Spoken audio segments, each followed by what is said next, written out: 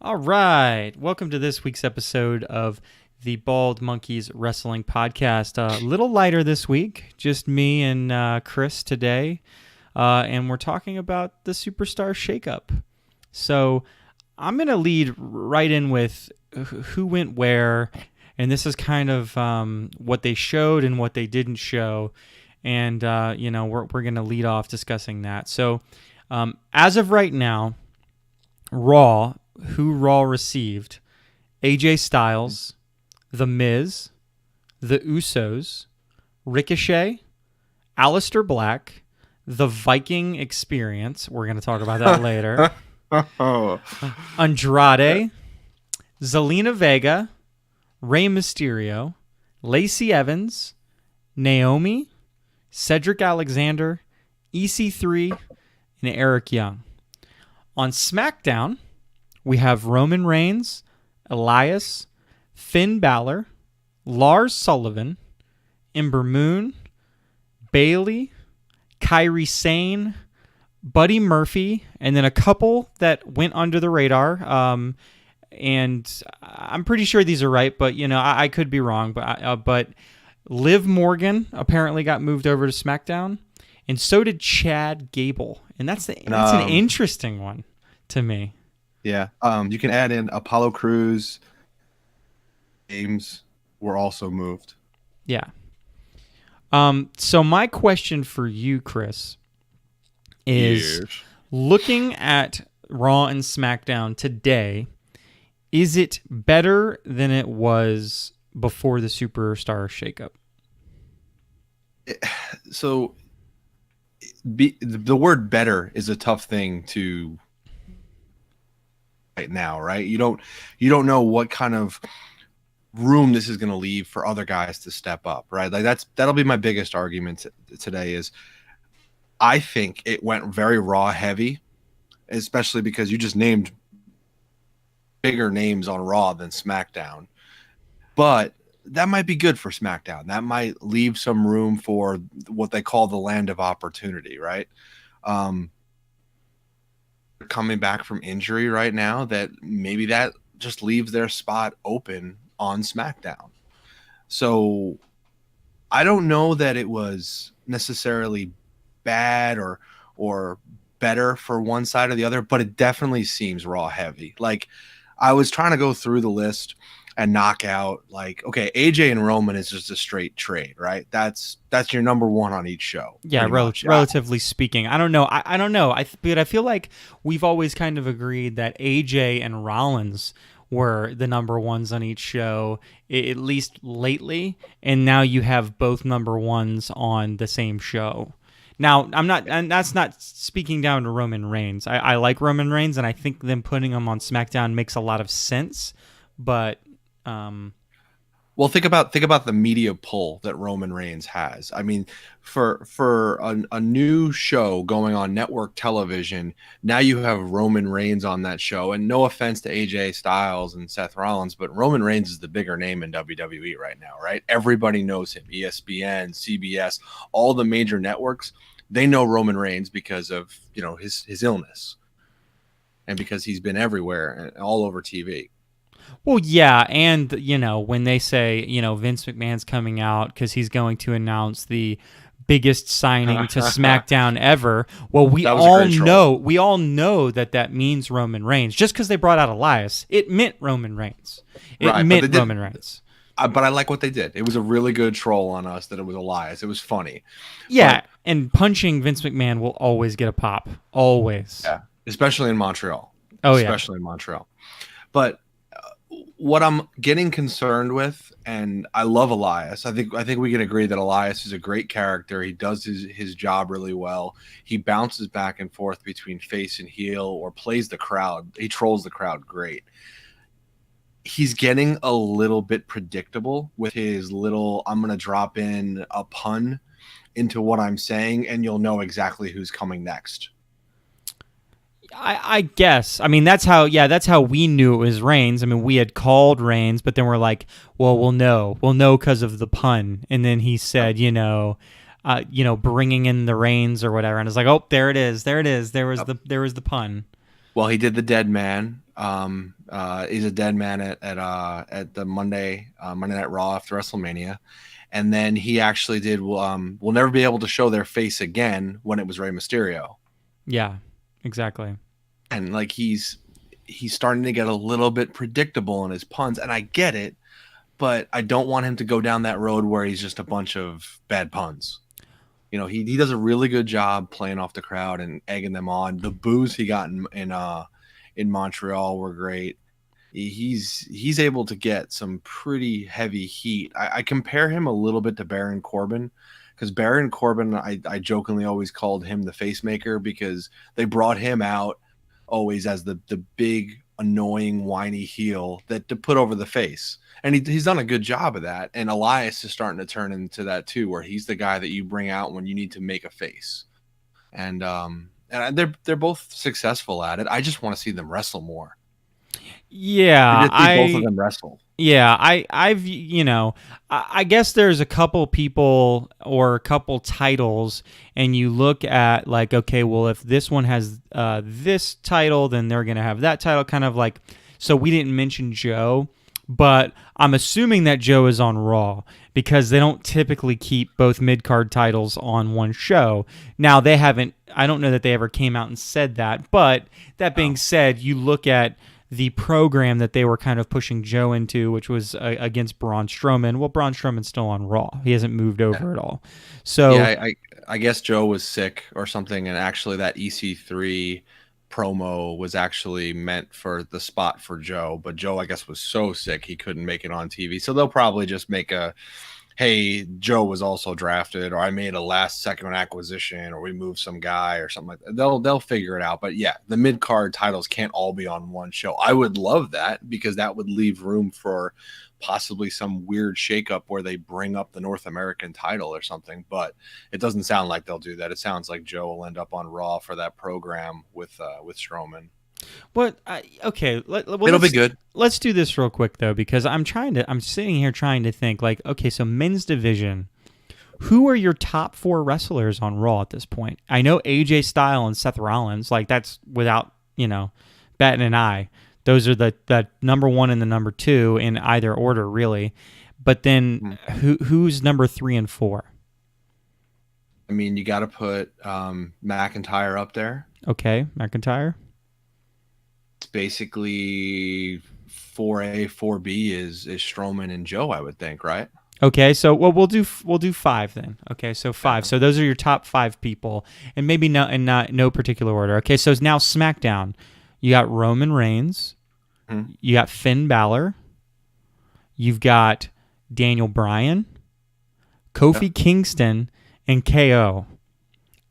I was always one of those people who kind of preferred SmackDown to Raw. I still do. I really like the SmackDown roster.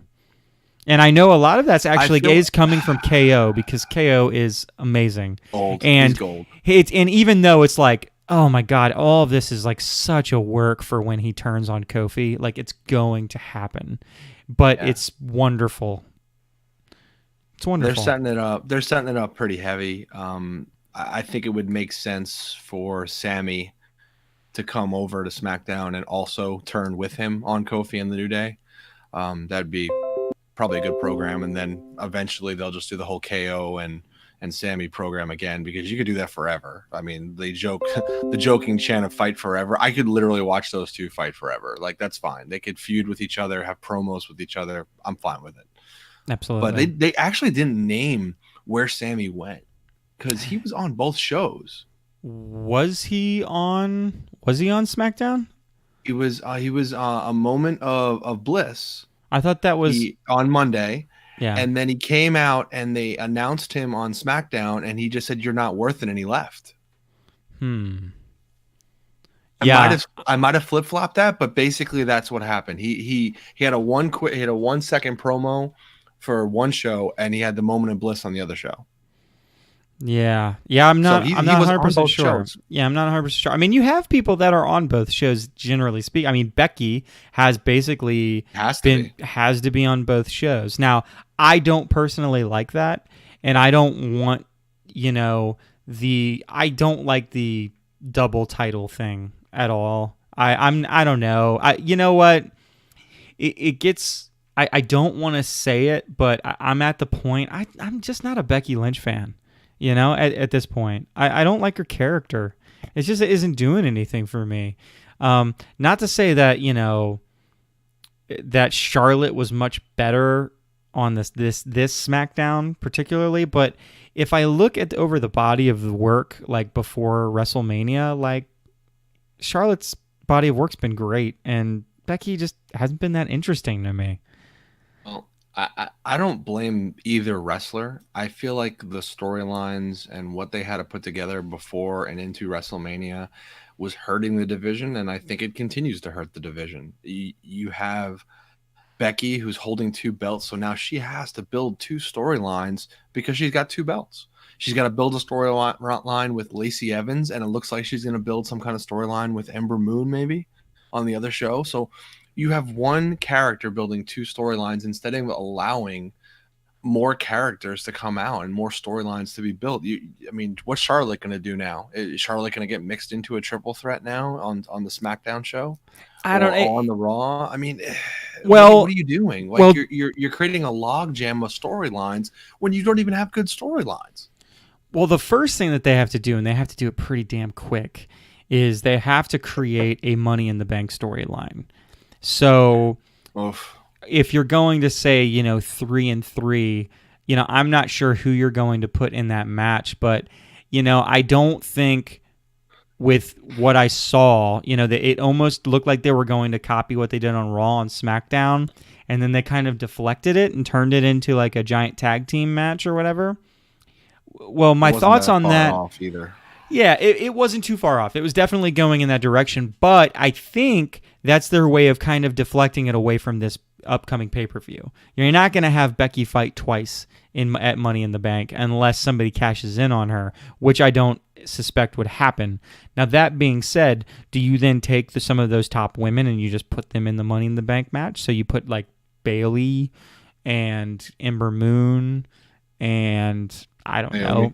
Well, I mean, you do like 3-3, right? So 3 SmackDown, 3 Raw. I don't know. Charlotte's Raw right now, right? Or Charlotte back on SmackDown? No, Charlotte was SmackDown. She had a match on SmackDown. So basically, Bayley, Ember, and Charlotte from SmackDown, and then you have Naomi, let's say Ruby Riott, and fill in the blank on the last one. I'm not sure. I think that me and you both agree on the fact, kind of pivoting to another woman, that we're not huge fans of having Asuka on a tag team because we believe that she's a much better solo talent. Now, that being said, God, Kairi Sane looked great. Kairi Sane's great. Man, her that elbow that she did in her first match on SmackDown, it looked fantastic, and she's going to be very, very over for that. Now, I really thought that it was going to be something like that. It was going to be a tag team that needed a valet, which is why Paige was going to be pushing it and she was going to be valeting for it. I was disappointed that it wasn't Kairi Sane and Io Shirai. It would have been a lot better that way. And the only reason, and I feel the same way about Io Shirai as I do about Asuka. Don't get me wrong. Io Shirai deserves to be a solo wrestler at some point, but she's so fresh to the company that no, let her be a tag team with Kairi. And she looked good as a tag team with Kairi, even in that 4-way match at TakeOver. They were very much acting like a tag team, and they've got a lot of chemistry as a tag team. Obviously, you could tell Asuka and Kairi, they got to kind of work on the chemistry a little bit because it's not quite there because they haven't been wrestling with each other. But that's not on them. That's not on them. They don't go like, oh, hey, we have an idea. We want to be a tag team. You know what I mean? That's somebody else writing it for them. But no, it's not. They're not going to be a bad tag team. I like you said it. I just think Asuka's a great singles wrestler, and I think the two that you named in Io Shirai and Kairi Sane, they almost need to be in a tag team because of the size of and talent of some of these other singles competitors. It made all the sense in the world for them to be a tag team, and like actually make it a legitimate like tag team division, because it's not right now. It's still not. The Iconics as the tag champions make no sense with nobody else as a tag team. Who's the other tag team other than now Kairi Sane and Asuka? Who's the other tag team? Mandy Rose and Sonya Deville kind of put themselves out as being one of the next tag teams. Okay, so what do we have? 3 tag teams? And then do we have any on Raw? See, the one thing I was gonna say is that, like, okay, you could make, like, the men's tag team division on Raw got, like, super buffed. But the one thing I'll say, the women's division on SmackDown, much better than the women's division on Raw. Especially when you're saying, well, Becky, yeah, she's important, but she's on both shows. So she's technically counted on both rosters, you know what I mean, until she loses something. You look at like the 3 people that they spotlighted, it was Natty, Lacey Evans, and Becky. Well, again, Becky's on both shows. Eventually she'll just be on one show, and I think that show will be Raw. I like Lacey Evans a lot. I'm glad they finally did something with her. And she looked pretty good. You know, she did her finisher. It looked great. That being said, you look at those 3. So, you know, I'm going to assume that Becky is on Raw, and we're going to say, okay, top 3 women, at least the way that they kind of book them right now, is Becky, Lacey, I don't know, and you can either say Natty or Naomi, really. I think they're interchangeable. And then you look at the top 3 that were in the dispute on SmackDown: Ember Moon, Bayley, but I'm gonna again take away Becky, and I'm gonna say let's throw Charlotte in the mix over there. I think SmackDown's a lot stronger than Raw, big time. Women's, yes, absolutely for the women's division. It makes you wonder if they're almost setting something up where they're building the women's division on SmackDown to be more of a priority.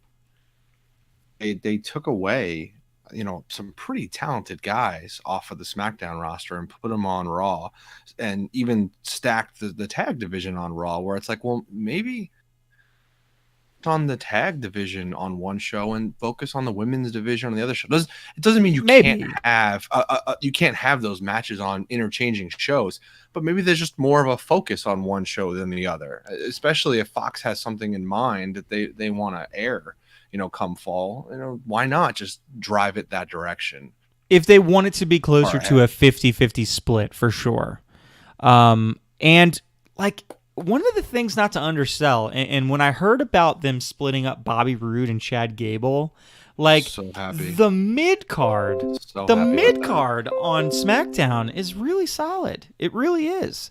Like, now, and like the head of your mid card, because of the Intercontinental Championship, is Finn Balor, but I'm not counting him as a mid card guy.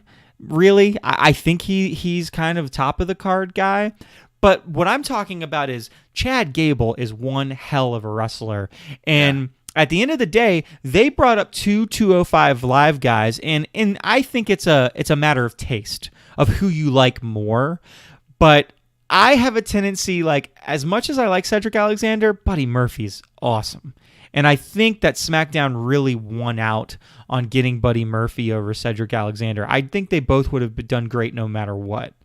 But total package, Buddy Murphy. He's got the character. Like, Cedric Alexander's always struggled with, you know, can I be anything other than a babyface? And I don't know that he can. Where Buddy Murphy, I think he could flip flop if he had to, but he's a really good arrogant heel, and that's why Buddy Murphy, I think, is better acquisition than Cedric Alexander. They're both great. I agree. And you called it, like you said, you know, put these 205 Live guys on the show back when they did it with Ali, and he's been great. Oh, but, it was definitely worthwhile. It's definitely worthwhile. And again, when you factor in who they got and who was already in place as these mid-card guys, I still think that the SmackDown mid-card's a lot stronger than Raw. I don't know, man, because it's that's hard because let's just go down the mid card sort of, and I'm gonna leave Finn in the mid card because he's holding the mid card title, and let's leave Joe in the mid card because he's holding the mid card title. So they cancel out, right? Both of them could be main event guys, but they're gonna hold the mid card right now because they're holding those titles.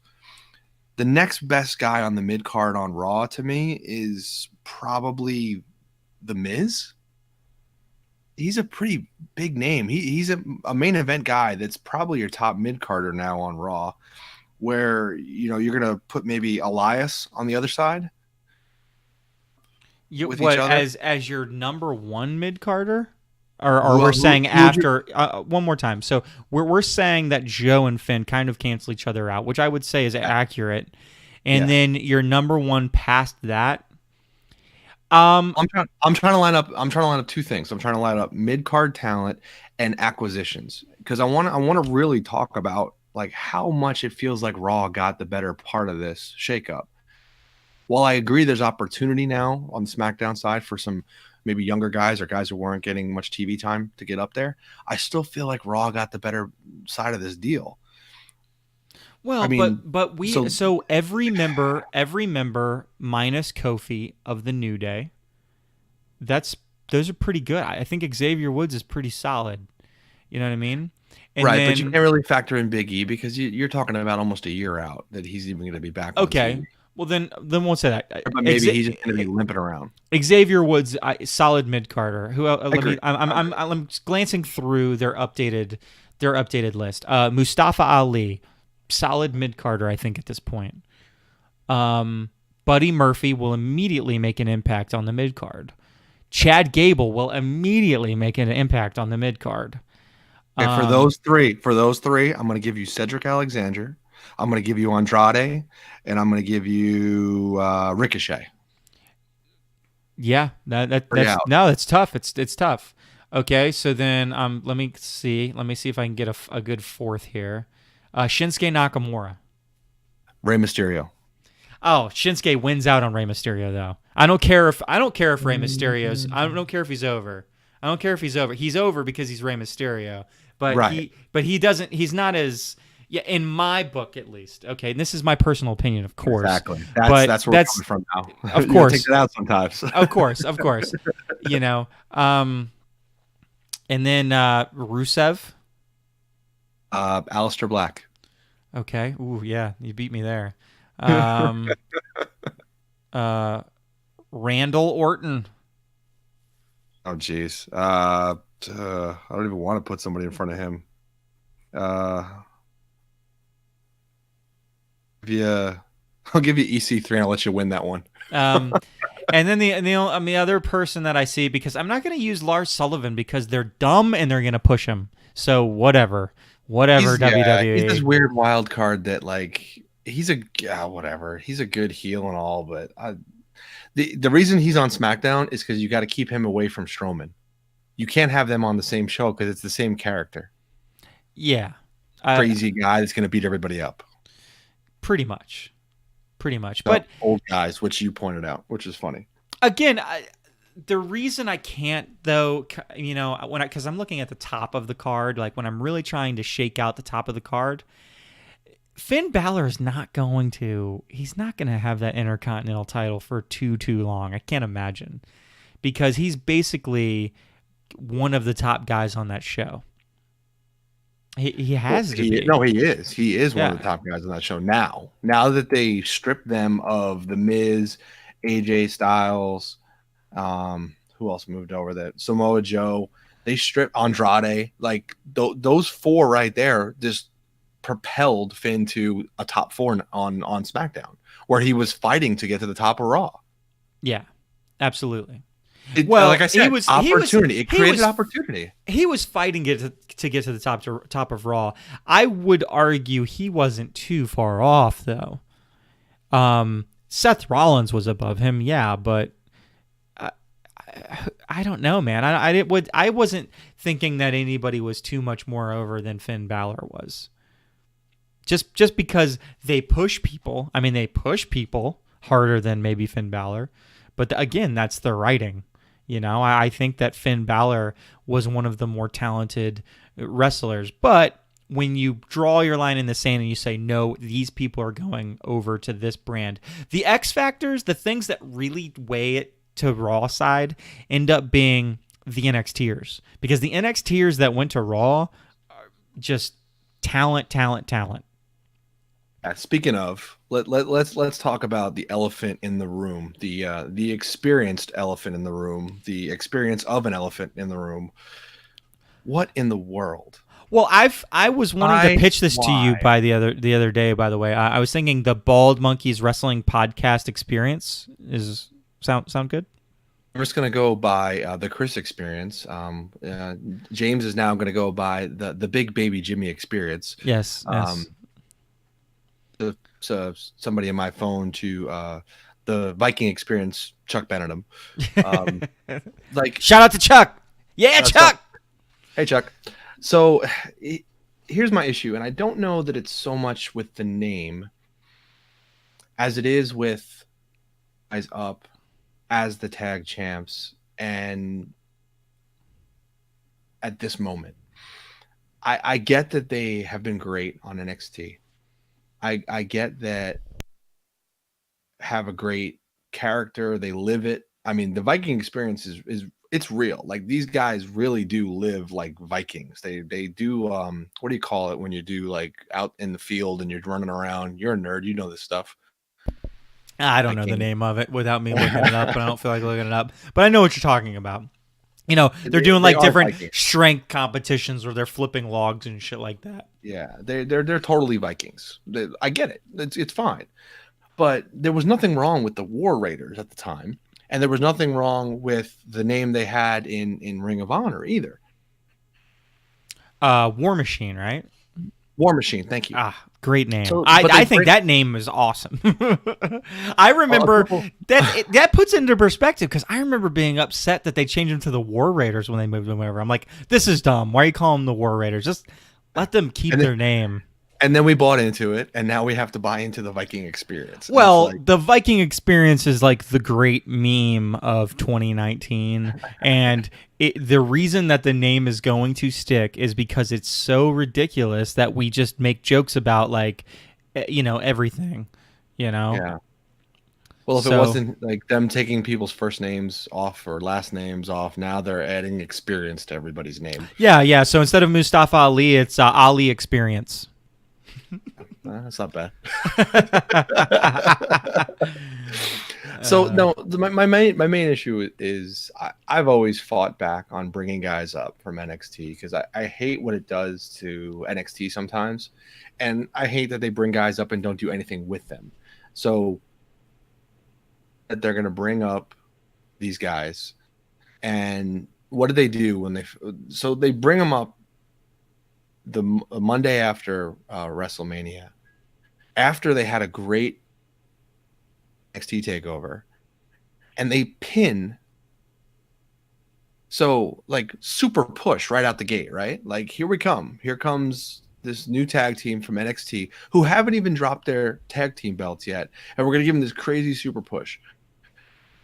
What are you doing? Like, I feel like it's the Revival all over again, because the Revival came up push when they first came up, and then they did nothing with them, and I have a concern that they're going to do the same thing with these guys that deserve so much better.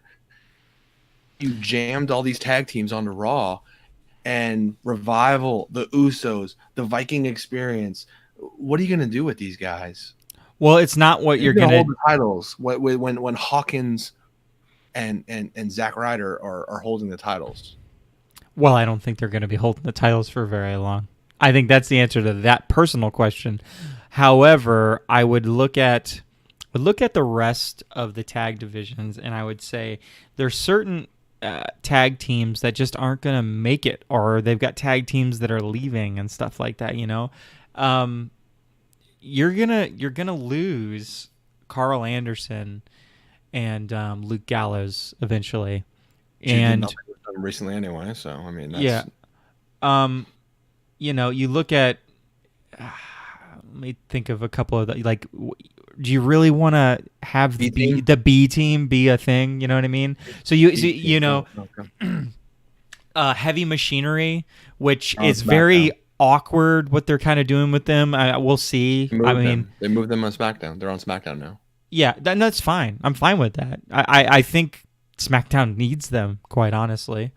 Well, after losing the Usos, yeah. I mean, the Usos were the heart of SmackDown. like taking them off of SmackDown, I think is the worst move in this entire shakeup was taking the Usos off of SmackDown because they made the SmackDown tag division interesting for them and the New Day. I'll give them 1A and 1B. Every time they got only on the pre-show, how great were those matches? Oh, they're awesome, and the New Hell Day in a still Cell match, exists, but the amazing. problem now is Kofi Kingston, which everybody's happy Yeah, that how he's do you got do the that? title, but now we kind of need him to not have the title because Big E's injured. We need And them as a tag team because they're a really good tag team. I mean, you got to drop the title, and I don't know that they're going to do that very quickly. I mean, it's just, I don't think bringing like it made more sense to take some of these tag teams and spread them out unless they're doing something where they're going to focus more on tag teams on one show. But that wouldn't make sense when you brought Heavy Machinery over to SmackDown. That wouldn't make sense when you have the New Day on SmackDown. I would say Sanity, but Sanity might be done. Like that might be it. They moved Eric Young and Wolf might be leaving. I mean, Killian Dane might be on his own soon. So I don't even know who's left besides the Hardy Boys. Who I know you'll agree with this. It's enough. Okay, we get it. You're the Hardy Boys. You can still Yeah. do your 3 moves. Still do stupid stuff and get hurt. That's awesome. Unless you're going to give me KO and Sami Zayn or something, I don't. I mean, I hate Rusev and Nakamura. I think that's just a dumb tag team. You're creating tag teams on SmackDown where you actually have tag teams that you put together or kept together on Raw. The Bar is the only one I think that would help SmackDown at this point. So you're gonna have Bar and Heavy Machinery feud, and that's gonna be it. And the New Day is gonna have to figure things out until Kofi drops the belt. I have to believe with the whole Rusev Nakamura thing that they need to kind of split them up. And I think what you do in that situation, given that Kofi Kingston, I mean, if you're looking for some intermediate challengers to Kofi, I think that Rusev is a good answer to that. You have Rusev as one of his upcoming challengers, and then you let Nakamura kind of go through the mid card again. I want Nakamura to go through the mid card again before he goes up to the main card. And I don't really like, me personally, Kofi Kingston versus Shinsuke Nakamura doesn't sound very fun to me. Um, it's I don't know. I love Kofi, and it's great that he got his moment. But I mean, how far can you really carry this? I mean, eventually, it's gonna Well, I because mean, you're gonna miss the New Day because you're not getting the New Day. Like them putting KO into that and letting him work the mic, genius. Like that's perfect. That it drags it on a little bit further. But you can't have KO do this every week. It's just not gonna work. You got to let KO yeah. go heel because that's where his strength is, right? Is heel KO. Do you hit a reset button and just like say, "Hey, Aiden English, stop talking on 205 Live," and come back and pair up with Rusev again and redo Rusev Day? I always liked Rusev Day. As I never got that. Why? Like we loved Rusev Day. Everyone loved Rusev Day. It's just weird that it never got further than what one U.S. title reign. Is that Yeah, it? yeah. I mean, but maybe they should have focused on letting them be the tag team. You Well, know? they almost had that one shot. I mean, then that, but they wanted to break them up, so they basically let them be the tag team to break them up, right? Because he wasn't really wrestling all that much. He was just being a valet, which was kind of redundant with Lana around. So it's getting a little bit confusing on SmackDown. I hope that the shakeup kind of frees up some spots. To your point, Chad Gable, he'll have a great opportunity. Elias, I think, could have a great opportunity. Your best friend Ember Moon, probably will have a great time on SmackDown now. You my girl, Ember. uh, I Buddy Murphy, I'm with you on Buddy Murphy, man. That guy never. I don't want to say never made sense, but he's not a 205 live guy. He's a mid card to maybe like on the cusp of being a main event guy. Like he really, if he could put a couple of good programs together, you might see him with some heavy titles around his waist. you know what my philosophy is? Unless you have a like bulletproof storyline on NXT for somebody. If you bring them in and they're a cruiserweight, send them to 205 Live. Let that be their developmental. Yeah. Let them cut their teeth in 205 Live, and then you can just move them over. And you can do it, slowly. Like, let them have a match with somebody, on the main roster every now and then. And then once people start to get a feel for them, then be like, okay, yeah, now you move over to the main roster, and here's your push. Do we mistake? So, like, we're big wrestling fans, obviously, and if anybody listens to wrestling podcasts, they're big wrestling fans. Do we interpret like how great NXT is sometimes to the point where we expect guys in NXT who are great to automatically be fan favorites or great heels when they get brought up? Like, immediately when the Viking experience comes in, you should expect them to have a huge, backing. Now, they were in Montreal, so great wrestling town, great wrestling fans there. Monday, are they going to get that same reaction? Do we forget that not everybody's watching NXT every week? Not everybody's paying attention to 205 Live. So maybe we forget that they need these promos. Cedric and Buddy got some promos, which are great. I think it's good for them to be seen on the main roster without actually being in the ring. And, then obviously give them some matches so people can see how good they are. But I'm wondering, and I think I know the answer, but I feel like maybe we forget that NXT is great for a really, die-hard wrestling fan. I don't know that your casual wrestling fans are even paying attention. That's just a fact. I mean, it's not even is it? It's obvious because there are people that you would expect to be way over, and they just aren't. They just aren't, especially when they go.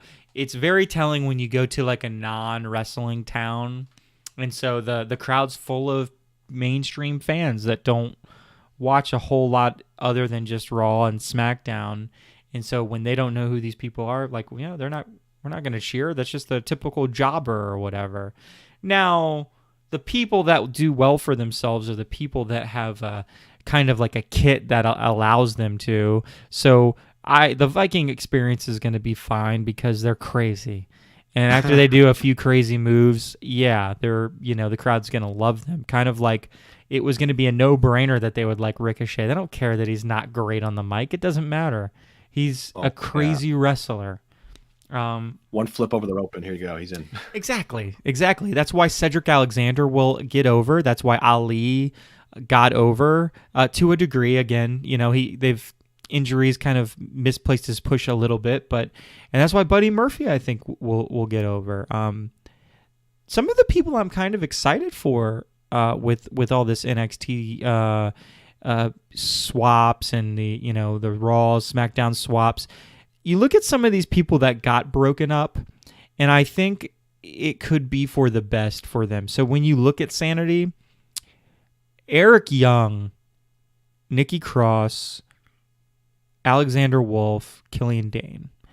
Killian Dane can make it as a solo wrestler on the main roster because much like the Viking experience, he's a big guy who can do some crazy stuff.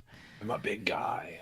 Alexander Wolf is a crazy guy that's got no character at all. So sending him back to developmental, which, is kind of what the talk is about, I don't think that that's such a bad thing. Eric Young is kind of an older wrestler that doesn't necessarily have a great, he's not a great wrestler. He also doesn't necessarily have a great character. Is it really worth putting your time into him? So we're just going to keep him as a jobber on Raw. I think that's fine. Nikki Cross, she needs to be in a tag team if she's even going to be a thing. If she's not going to be in a tag team, she doesn't need to be in WWE. She's too small. I hate to say that, but she's so small. Yeah, but there's a lot of smaller girls coming up right now in NXT, and some of them have the talent. Its own little 205. Well, it's not 205, but their own little like cruiserweight. Like, it doesn't need to be called its own show or anything, but it just creates a different division within the roster that you can have some of these high flyers. Casey Catanzaro or Nikki Cross. Great. Watch, but they're not believable against like Charlotte Flair, like or Nia Jax. Like, no, that's just not going to happen. Even Alexa Bliss to me is like, okay, have you ever watched Alexa Bliss? It's like a couple of those times that they wrestled, like those matches were just without like her cheating. It's not even believable. So then what you do is the same thing that you do for the men, which is that a lot of times they do these shakeups and you end up having a roster that's a lot bigger and then a roster that's a lot smaller. So SmackDown tended to be the smaller roster. And I don't think Roman Reigns is so big that it's unbelievable that some of these smaller guys could keep up with him. Whereas you put McIntyre in the ring with some of these guys on SmackDown. Dude, that guy is huge. He's massive, man. And I always enjoyed the visuals of like him against Strowman because they're both so huge.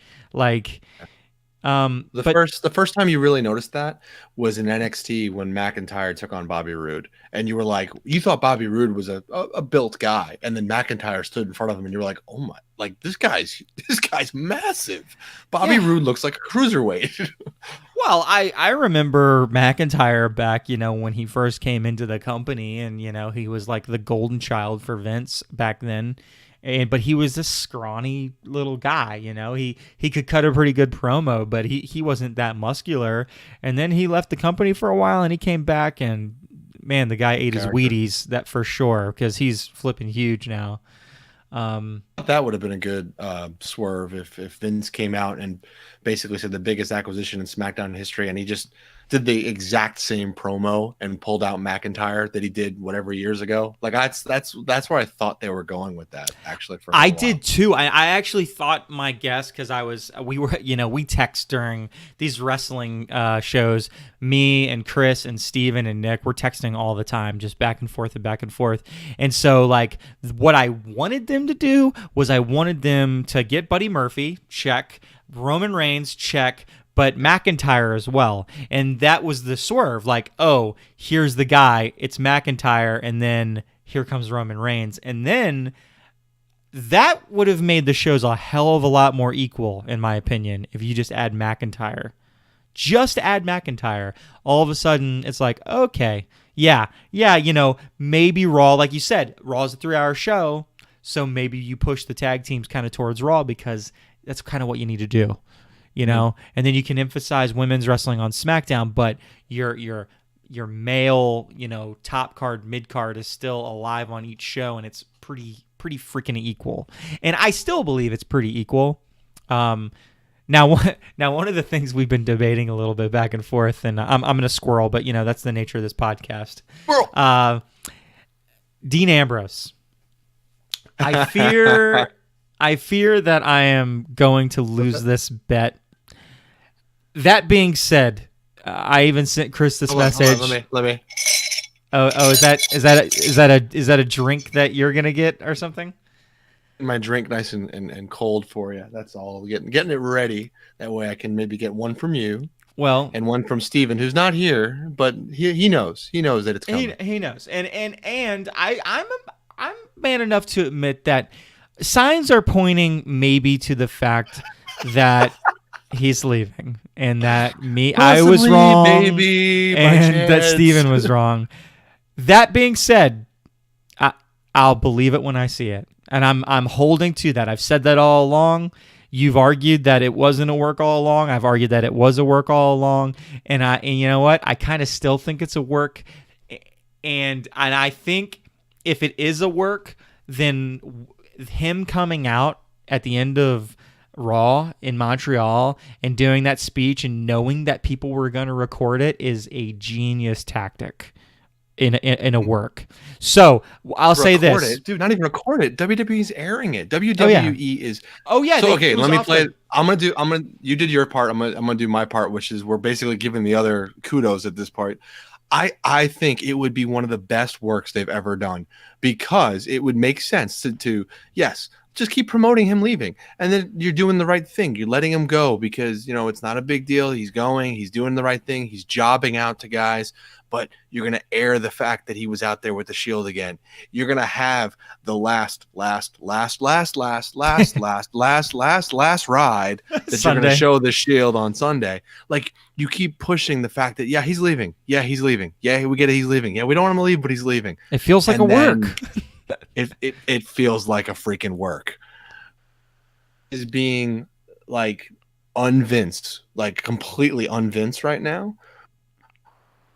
This is, again, going back to the Montreal screw job, like one of the best works like anyone's ever put together. And if they do it right, it's going to be awesome when he shows back up and the crowd will flip out. Yeah. It's possible. I think I'm right. I still think I'm right. But if I'm not right, I think I might enjoy it, so it'll be okay. Here's the problem with it as a work, though. I feel like you have to dedicate yourself to that work.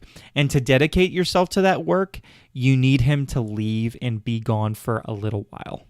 And just don't hear from him, Yeah. And if they do that long enough, I'm going to end up, buying Chris a drink, and it'll just be like, okay, well, now you owe me 2 drinks because I bought you a drink, so you owe me the original drink and then a drink that you got to buy for me again.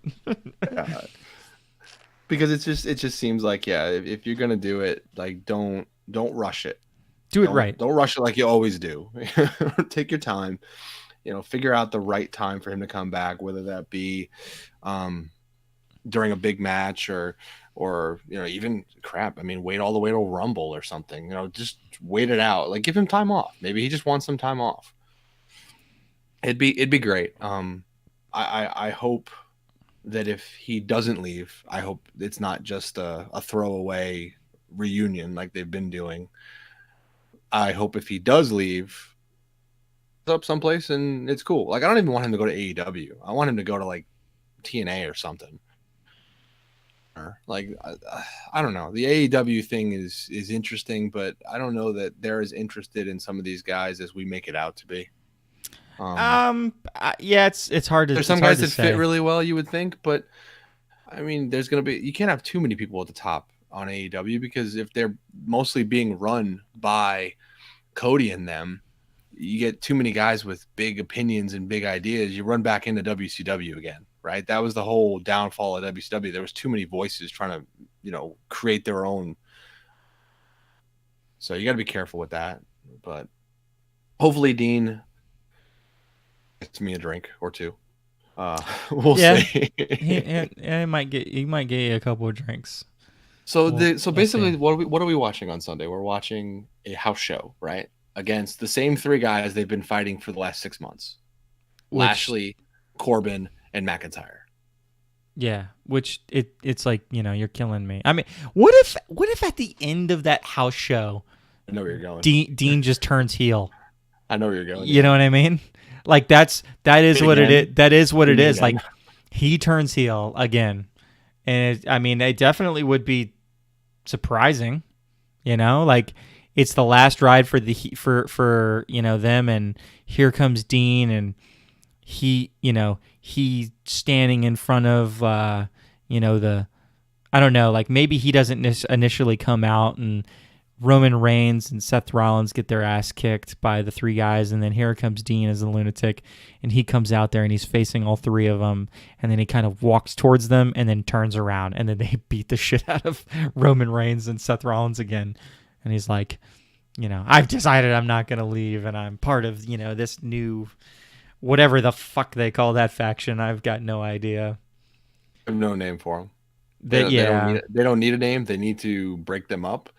It's muddied the lines with. I talked about this with the whole Lashley and Finn Balor storyline. It made it a muddy storyline going into WrestleMania, and I think it ruined it. Guys jumping back and forth like that, it doesn't make sense. Speaking of storylines that don't make sense, and this is particularly like copied storylines. Why isn't anybody talking about the fact that Shane McMahon and Baron Corbin have the exact same shtick for when they come out to the ring?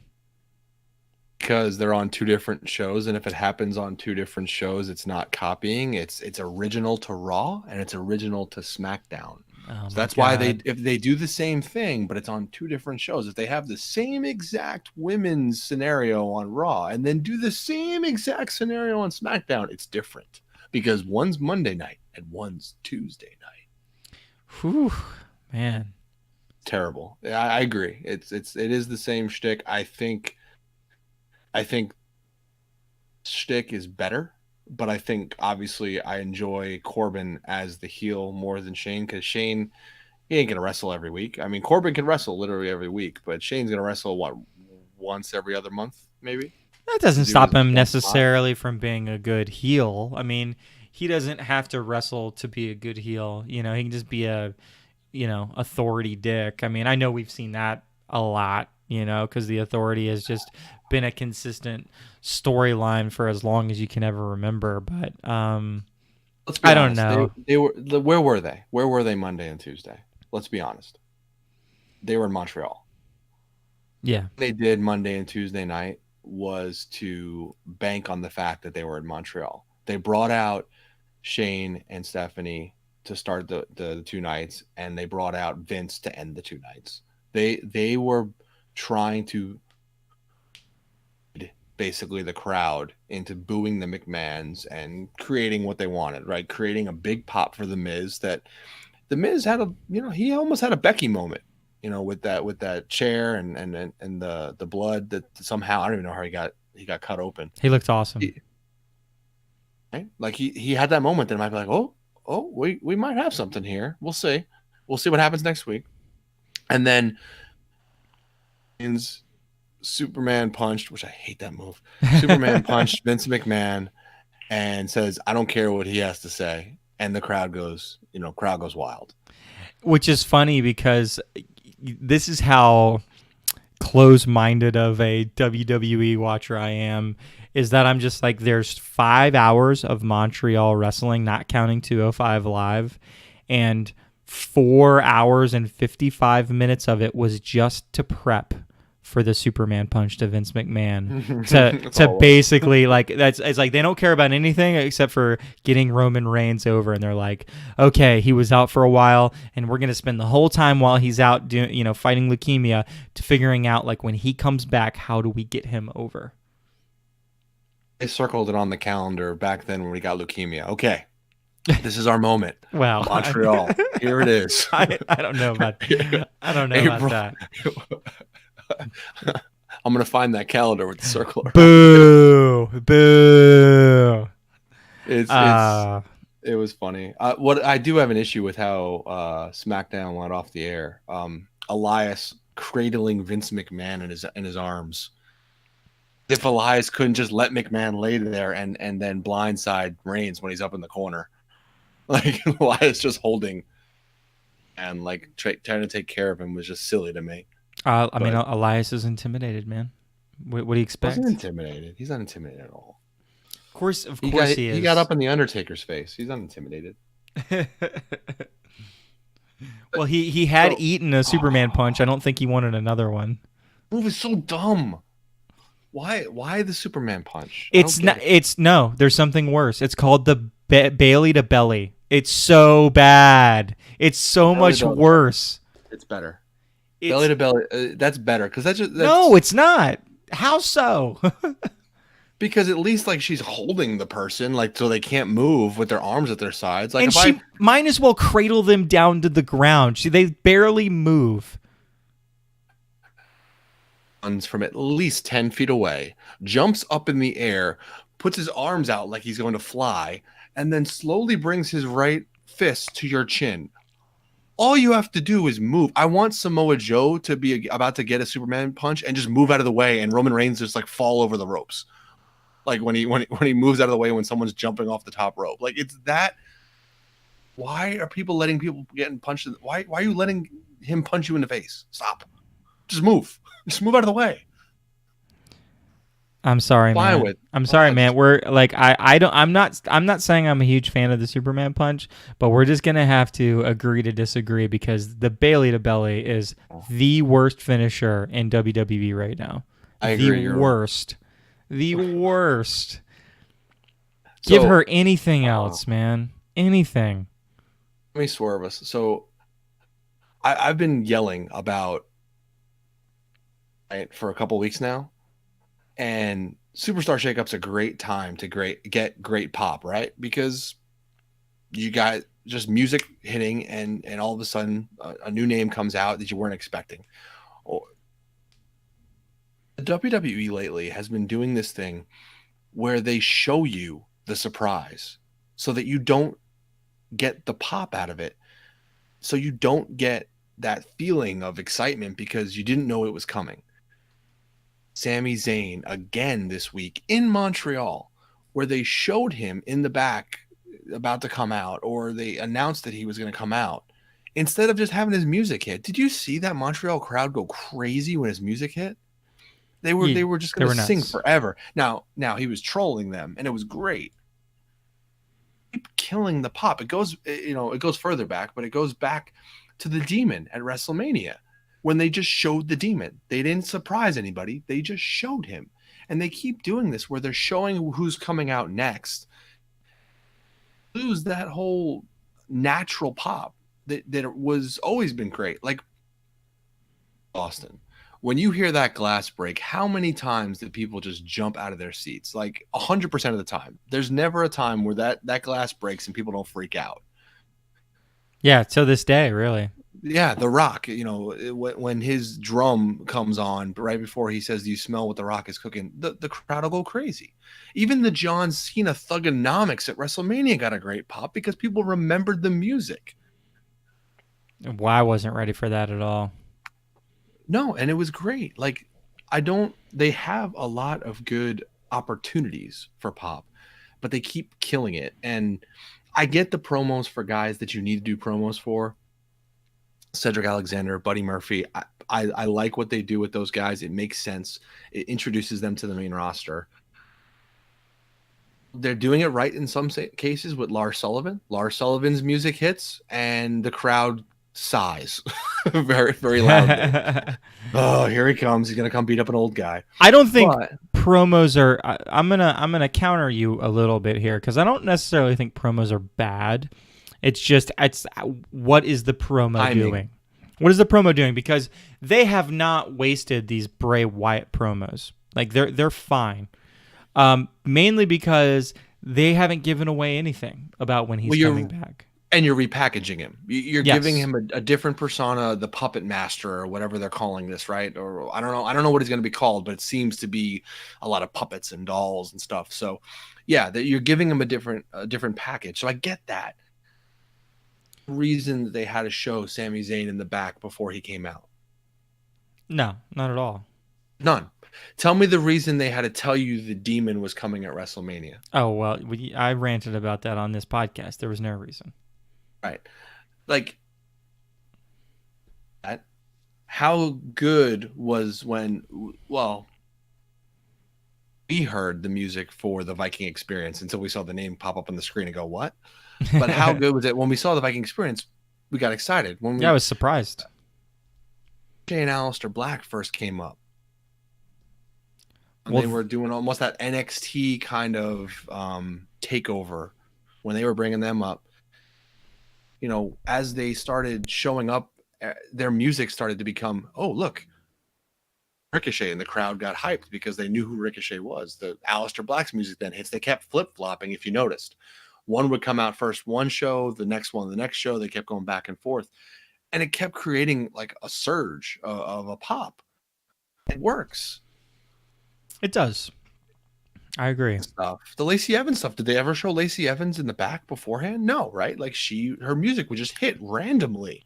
And whether you love her or hate her, you got a reaction out of that. And to their credit, here was the interesting thing. Her walking out over and over and over and over and over. It drove everybody nuts. But you know what? That punch was quite the payoff. When she just cold cocks Becky Lynch, everybody reacted to that because they're just like, oh, she's just going to turn around and walk away. But no. I mean, let's be honest.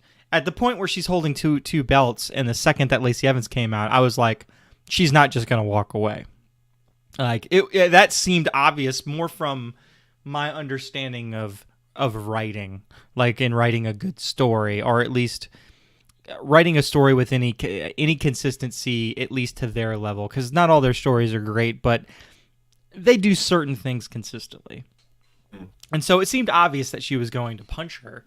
But it still was a good payoff. Even though I knew it was coming, because I wasn't prepared for it beforehand, it was nice. Well, yeah, I mean, it was time. Because if she walked away one more time, I think we would have been like, oh man, like that should have been the payoff. That should have been the moment, right? Did they separated the Riot Squad? Is that accurate?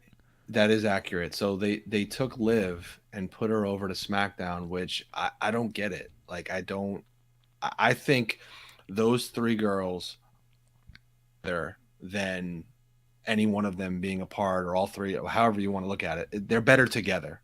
You know, they're stronger together. They have a better character together. They have better storyline together. They can get a better push. I think Liv Morgan can get over. I don't know. Like, but it's by herself. Well, yeah. Again, it's only because of, and this is one of my Wrestling 101 things. It's like the ability to take bumps. She's so good at taking bumps that she really can fight a whole slew of people and get herself over to a certain degree just because she's good at taking bumps. But why is she? So why do you put her on SmackDown? What's the end goal for Liv Morgan on SmackDown? Is it to compete with the top tier people, or is it to form another tag team? Probably that. Probably form another tag team. Now, I'm not sure who you pair her with, but I'm sure they'll figure it out. Because you named all the girls on SmackDown, and you got Liv Morgan, you got Bayley, you got Ember Moon, you got Charlotte, you got Carmella. Ugh. You got Mickie James. She could. I mean, the problem. What you might see is they might repackage Liv Morgan a little bit. Liv Morgan, as she is a Riot Squad, Liv Morgan probably won't exist anymore. Which that stinks. I don't get it. Like I don't. You already. So this was before she even came up. Had Liv Morgan and Carmella. They're essentially the same character when they were in NXT, right? That's fine if they're a tag team, though. Right, and that's the next question. Did you put those two together? I don't think their movesets complement each other very well, because one of them's got to be the power or the stronger wrestler. Liv Morgan's, again, you said it, good bumps, right? She takes really good bumps, but I don't know that she's a great all-around wrestler where she can carry a match. Well, then is that your argument to put her with Mickie James? But then isn't that just the same Alexa Bliss, Mickie James tag team again? Yeah, but you don't have Alexa Bliss because you have her on another show. Again, but we go back to why are we doing the same thing over and over again? Why don't we do something different? Because that would require too much thought. Good thought. Yep. Yeah. Good. Good. Clever. I see what you did there. I don't know. I think Liv Morgan deserves more. I like her. I think she's great. Some of the bumps she's taken with the Riot Squad have been great. I don't think Ruby Riott and Sarah Logan are going to have trouble by themselves. I think they'll still be great. I think Logan has almost hit a stride a little bit. Her being one of the last few Royal, I think is going to help her. I kind of wish she would have won it. I think Liv could kind of get lost on SmackDown, and I'm worried about her. I hope eventually they just put them back together, because they're a great faction. They worked really well when they first brought them up. We joked, right, because it was Absolution and them, and it was the same thing. Absolutely, yeah. They did them both at the exact same time, the exact same storyline, pretty much. Fast forward to today, and I don't have issues with either one of the groups. I mean, Absolution, what they are now, that those two are great, and the Riot Squad, I thought, was always, I mean, whether they were jobbing or not, they were always interesting, and they always played the role really well. So I would have always been more interested in Absolution only because of Paige, but once Paige kind of got knocked out, I have a tendency to lean more towards the that's why. right squad at that point. Yeah. Where the hell's Fandango at, man? I need some Fandango in my life.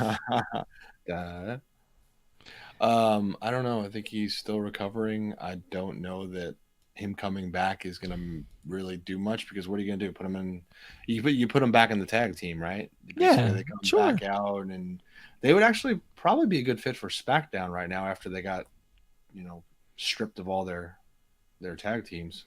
They'd have to move them back over eventually though, because if it's accurate that Fox isn't interested in like the comedy, then there's a lot of changes. Like I don't think that these rosters, like they say, okay, we do shakeups, once a year. They're gonna do another shakeup before October. They're gonna realign their shows before October. They don't have to do they don't have to do necessarily a shakeup. They just have to move a person or Yeah, they two. just got to swap, do You a couple can, I swaps. mean, let's be honest. They could do just about anything and make a story for it, right? They could, oh, we traded this person for that person because there was a trade and there's a new GM of Raw and a new. They can name GMs in a week, and all of a sudden they can start doing trades. It's or just move people over with no explanation whatsoever. Just change their name to Mickey James Experience and Ricochet Experience, and they're just gonna swap teams. That's it. Like there's no rhyme or reason to it sometimes. One of the things I enjoyed on SmackDown was watching Lars Sullivan come in and kind of destroy Truth, and then they kind of did this thing where he looked like he was going to attack Carmella. Um, Man, I really want a wrestler like that. Now, do I want it to be Lars Sullivan? Probably not. Um, but man, I want a wrestler like that. I think somebody who could do that maybe a little bit better than a Lars Sullivan would be maybe uh, like Akam or Razor. Like one of those guys could probably kind of play that type of character a little bit better. Um, I don't know a though. I'm gonna make a prediction that but they almost I felt like they were maybe teasing it a little bit. Um, Carmella might end up being Lars Sullivan valet. No, like it might be a situation of at first Stockholm syndrome, like he's going to kidnap her. Napper, but maybe just like at first she was scared of him, but then she saw something in him, whether it be like she was just how dangerous and powerful he is, which he's really not that dangerous or powerful, but maybe that would just fit. And I never, I mean, the goofiness of her and Truth, your point of the whole SmackDown doesn't want the comedy thing. So maybe that just makes sense to stick Carmella with Lars Sullivan. I don't know that it's something I like, but it just seemed like the way they're taking it that they're going to put her with Lars Sullivan, and you can agree to this. He needs a valet. He Big needs to not time. talk. Don't talk. He He would be a perfect fit for like a Heyman. Bring Heyman out. Let Heyman be his speaker, because the less Lars Sullivan speaks, the more I'll buy it, because as soon as he opens his mouth, It's no good. I remember the first time I heard him cut a big promo in NXT, and I was like, "Is this for real?" Like, and I'm not trying to hate on the way that people talk too much, but it's part of your job. It's part of your job to be able to deliver words out of your yeah, mouth, and when they don't come through very well, you yeah. have a few deficiencies at that point. Well, let's be smart. Let's be creative, or a writer in WWE. If I want this guy to seem scary and powerful, what's the best thing to do? Hey, guy, don't talk, because you look scary and you look powerful and you play the part in the ring for the most part. You're a little shaky here and there, but he's gotten better. A good heel. Just don't talk, because we want you to get over. And if you want to be one of the top heels, we need you to not speak because we learned the hard way with some other guys that the minute they open their mouth, it's just not going to work. I don't understand why they're allowing him to say stuff on the air. Like they've taken the mic away from recently. Have you noticed that? Like he doesn't talk at all when he comes out. He just kind of says like that was fun. I enjoyed that. Like but he's not mic'd up. So I Yeah, you can hope they're kind of barely hear going him. towards that Yeah. direction. It's almost a Brock Lesnar kind of thing where he's saying stuff, but he's not speaking in a microphone. So Yeah. eventually comes out. I mean,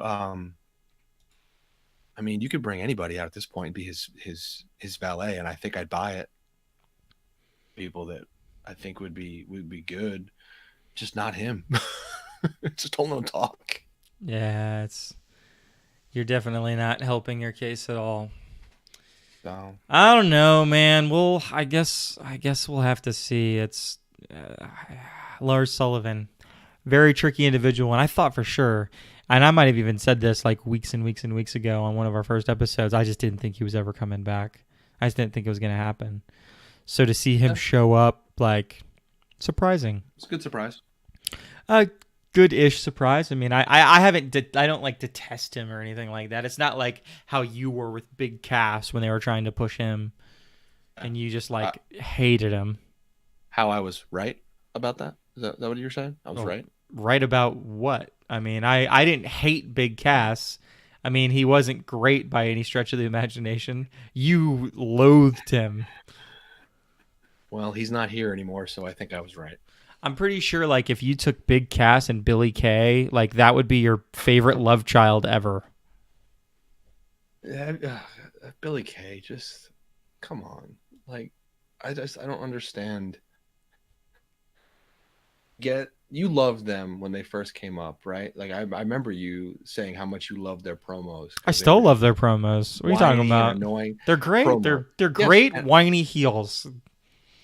Once they get in that ring, Peyton Royce can handle herself for the most part. Needs somebody that's with her that can spend at least 10 minutes in the ring if they're going to have a 20-minute match. That ring for 18 of the 20 minutes. And that's what it seems like every time they have a match now. It's Peyton Royce has to do all the work, and she's good. But the more she's in the ring, the more it's exposed about how other wrestlers are better. Be careful about how I word some of these things with wrestlers because we often say that they're terrible wrestlers. Like they're just not as good as others, right? Like Ember Moon is a really good wrestler and takes great bumps and sells, and Ember Moon and Peyton Royce in the same conversation as how good they are at wrestling. She's not as good as Ember Moon. And worse when she has to carry the entire match because she has got no support in Billy Kay. Tough. And it's going to be rough to watch if that's going to be the tag division for 6 months. You know, they need to bring some girls up like Kairi Sane to help to be next. And I hate that you're stripping away from NXT and NXT UK, but if you want a legitimate tag division, you need to have legitimate wrestlers right now. Yeah. I don't think we're going to be seeing, speaking of illegitimate wrestlers, I don't know that we're going to be seeing Tamina too much. I just don't see where she fits into WWE at this point. They buried her on main. Well, they didn't bury her, but they put her on main event against Dana Brooke, I guess. That was a match.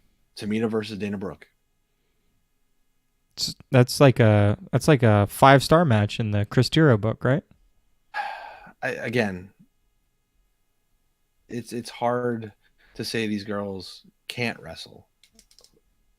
They can wrestle a little bit, but can they carry a match and carry the crowd? And Tamina in a match is unfair to both of them. Some people just don't have it. At the end of the day, it didn't make sense. Match together, a one-on-one match where one of them has to carry the match. One of them has to show that they know how to put together an entertaining match. know that either one of them can do that by themselves. I've seen Tamina. I think you even pointed out that Tamina had some good spots in that fatal four way tag match. I like the ability to take a bump is not, well, I'm going to call her 50-50 because sometimes it's scary when she's like trying to catch somebody and she makes mistakes in that way. When Beth Phoenix speared her through the barrier, it looked great. But again, that's kind of an easy bump, I think, to take in the realm of wrestling because it's really just a be in this spot, and she's going to spear you. And, as long as you practice how to take the spear well, then you're not going to get injured, and it's just going to look good at every single time. I mean, more kudos to Peyton Royce when she took the glam slam because, God, she made it look good. Yeah. She's definitely taken some bumps really well. It's interesting how they keep giving opportunities to Dana Brooke and Tamina, which I'm sure they work hard. That's probably why they keep getting opportunities because they reward people who work hard and pay their dues. But like Lana had that one run as a wrestler, and they just buried her after that. I'm sorry. Last time I checked, Lana is the best. Lana And number one. Um, I just wonder and compare as much because we don't get to see Lana in the ring. Is Lana that much worse than some of these other wrestlers? And is that why she's not getting the opportunity? Is she not putting in the time in the ring that the other ones are, possibly, or with Fit Finley? Because he's the architect of the entire women's division, right? Like he's the one doing a lot of the work with these girls. It's just interesting to see who gets the push, who gets the time on TV, and who doesn't. So this is what I'm thinking. Fatal 4-Way, Dana Brooke versus Tamina versus Lana versus, oh man, did I just lose it? Okay. Yeah, Billy Kay. Let's see what everybody's got. Let's see what everybody's bringing to the table. What are you bringing to the table there? Leaves town. One person can stay in WWE, the other 3 people have to leave. Yeah. As much as I rag on them, they need them all. They need as many women on the women division right now to try to build it to at least like half the way the men's division is. Because if you don't have bodies, you can't create a tag division. You can't. The reason why the unification of the belt or the Becky 2 belts thing works right now is because they were getting kind of thin with the whole tag division, stealing girls into the tag division. Yeah. It's working right now. It's working a little bit, but they could continue to add a couple more people from developmental shows and make it even better. I mean, I think that's easy. They should leave it on. I think they should leave it on Becky. I mean, I get that you're going to eventually split it off because you can't just have Becky carrying the belts forever. I think what we need is we need equality. I am campaigning on the platform of bringing women to 205 Live, and that is the women's heavyweight division. Women must be at least 205 pounds. Holy cow, it's a big woman. That's where we're going to get some dislikes for that one. Yeah, you only have the one dislike, and Cutter Bailey is always going to be it. So Cutter Bailey. So totally switching gears because I don't want to lose time and not talk about it. I'm away from home. I got to watch the Viceland specials that were just aired. A couple of them. There was the Macho Man special and the Montreal Screwjob. They're both like really good. I know that Hogan had an issue with some of the way that the Macho Man stuff was portrayed. I think it's worth a listen or a view if you have time to watch it. I'm promoting other stuff, but it's not just wrestling. Sometimes that's interesting as a wrestling fan. It's the behind the scenes stuff that's interesting too. Screw job stuff. That was interesting because of how much Scott Hall is involved in Viceland. He's involved in both shows.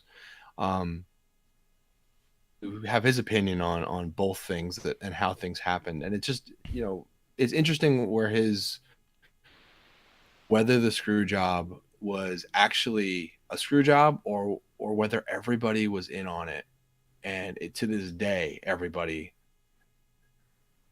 they were supposed to do and played their part. Sell that work, baby. It's and I wanted to mention it because we talked about Dean, right? And I mentioned the screw job on purpose because I wanted to come back to it.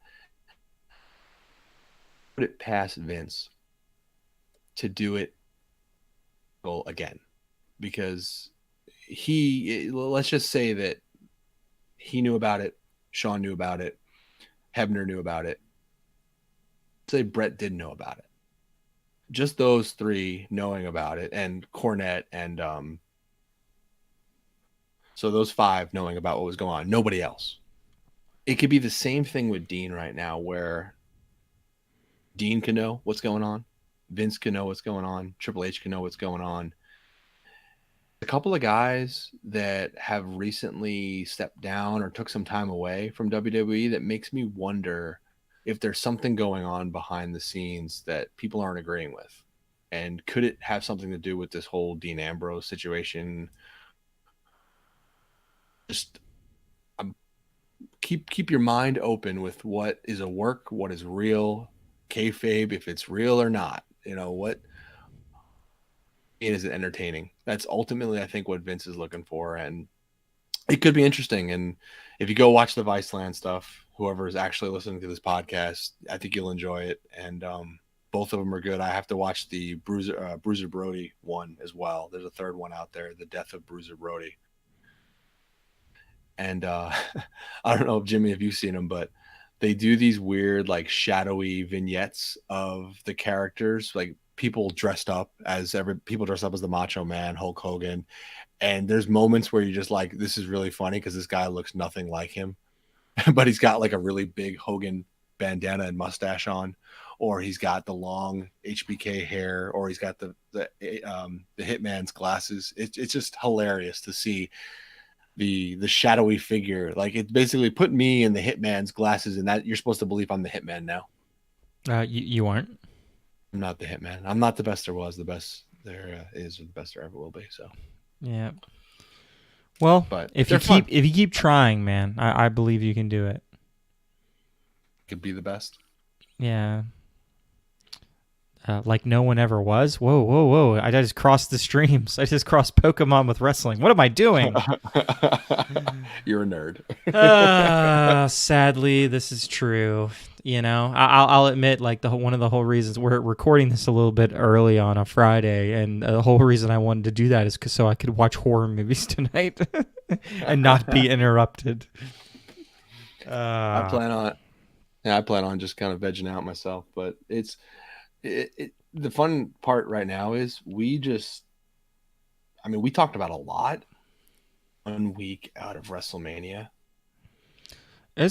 It's a lot of stuff going on, man. And yeah. It's good. It's good to have a lot of moving parts. You may not always agree with them, but there's always going to be a few things that you like. I'm at this point, and I think you would probably agree, I'm chomping at the bit for Bray Wyatt. Like, what's going on? Oh, yeah. What's going on? Because the first promos with the bird were weird. The promos with the dollhouse and, like, the rocking doll was creepy. And I'm like, man, what are they doing? I dig it, and when I see the female doll, I'm just like, well, my first gut instinct is like, man, we should have somebody like Paige be Sister Abigail or something like that, or because it looked like Paige. yeah, but it could be anybody, but I would really enjoy that. I mean, I really, really, really, they don't have to change Wyatt's character too much.